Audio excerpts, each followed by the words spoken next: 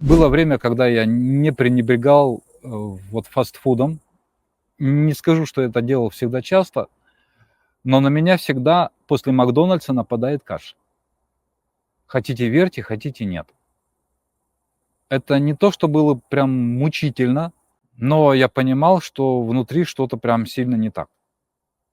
И я не упомню сейчас момента, когда я последний раз там был, и вообще туда не очень хочется.